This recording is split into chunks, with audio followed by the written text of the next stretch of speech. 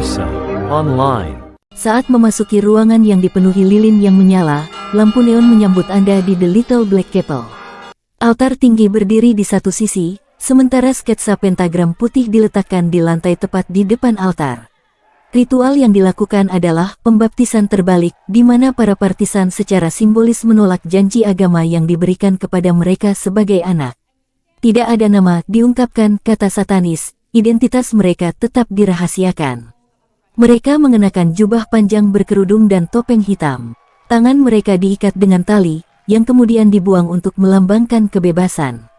Halaman-halaman dirobek dari kitab suci sebagai simbol menolak baptisan Kristen mereka. Reuter de Rev. Ross Beard melakukan upacara pembaptisan terbalik untuk seorang peserta di Little Black Chapel sebagai seorang anak homoseksual yang disebut pelanggaran dan harus dihancurkan. Itu mengubah saya cara berpikir.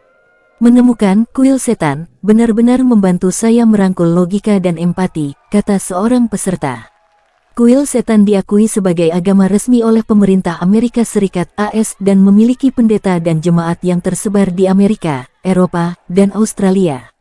Lebih dari 830 orang membeli tiket untuk datang ke acara kumpul-kumpul mereka di akhir April, yang disebut SatanCon. Peserta mengatakan mereka tidak benar-benar percaya pada setan atau neraka. Namun, mereka melihat setan sebagai metafora untuk mempertanyakan otoritas dan menggantungkan keyakinan mereka pada sains. Komunitas yang dibangun dan berbagi nilai membentuknya menjadi sebuah agama, kata mereka. Mereka memang menggunakan simbol mirip setan untuk ritual, misalnya saat melangsungkan pernikahan atau memilih nama baru. Ini termasuk menempatkan salib neon terbalik di atas altar nyanyian, Salam Setan. Bagi banyak orang Kristen, ini adalah penistaan agama yang serius. Itu tidak salah, kata Dex Desjardins, juru bicara kuil setan. Sebagian besar simbol kami menghujat. Ada jemaah kami yang memakai salib terbalik. Dan pada upacara pembukaan, kami memang merobek kitab suci sebagai simbol menolak penindasan. Terutama penindasan terhadap orang-orang LGBTQ dan perempuan dan juga komunitas kulit hitam dan campuran, dan kurang lebih semua orang yang dibesarkan dengan trauma agama, yang merupakan mayoritas pengikut kami. Pemuja setan mengatakan bahwa mereka menghormati hak setiap orang untuk mempraktikkan kepercayaan mereka sendiri, dan mereka tidak ingin mengecewakan siapapun. Meski begitu, para pengunjuk rasa yang memeluk agama Kristen dari berbagai aliran berdiri dengan mengangkat spanduk berisi kata-kata kecaman. Bertobat dan percaya Injil, desak seorang pengunjuk rasa. Ia membawa spanduk bertuliskan, setan menguasai semua anak Pride, yang dalam hal ini tidak hanya berarti kesombongan, tetapi juga kata kebanggaan yang melambangkan komunitas LGBTQ. Huruf-hurufnya dihiasi warna pelangi seperti bendera LGBTQ. Kami ingin menunjukkan kepada Tuhan bahwa kami tidak dapat menerima penghujatan ini, dan bahwa kami umat Katolik tidak bersedia memberikan ruang publik kepada pemuja setan, kata pengunjuk rasa Michael Sifler, yang berasal dari kelompok Katolik konservatif. Getty Images. Tanggapan para peserta SatanCon terhadap para demonstran beragam, dari apatis hingga geli.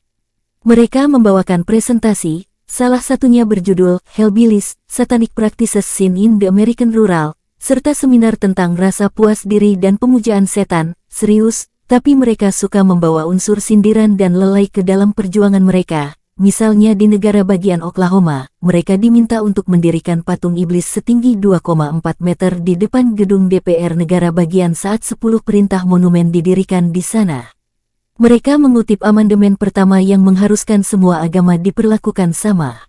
Patung 10 perintah akhirnya diturunkan setelah prosesi persidangan. Kuil setan juga mengadvokasi akses aborsi. Mereka berpendapat bahwa setiap orang berhak memiliki kendali atas tubuhnya sendiri. Awal tahun ini, mereka membuka klinik aborsi online berbasis di New Mexico, yang dapat mengirimkan pil aborsi melalui kotak surat.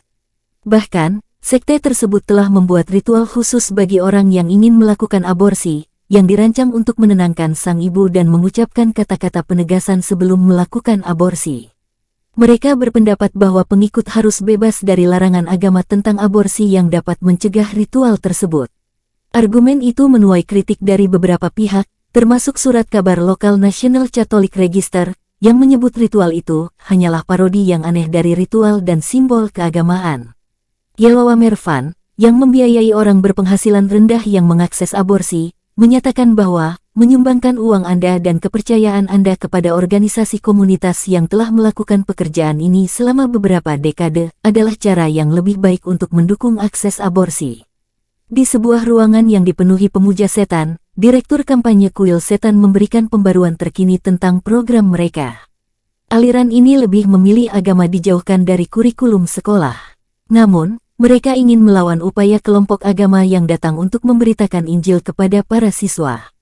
Oleh karena itu, atas permintaan warga sekitar, mereka mencoba meluncurkan program after school bertajuk After School Satan Club. Program ini berfokus pada melayani masyarakat, sains, kerajinan, dan pemikiran kritis. Oposisi mengatakan itu menakutkan bagi anak-anak, tetapi Kuil Setan mengatakan konten program itu sama sekali tidak jahat. Mereka bahkan membuat lagu anak-anak berjudul Temanku Iblis dengan animasi kambing. Lirik lagunya berbunyi, setan bukanlah orang jahat, dia ingin kamu belajar dan bertanya-tanya. Dia ingin kamu bersenang-senang dan menjadi dirimu sendiri dan tidak ada neraka juga.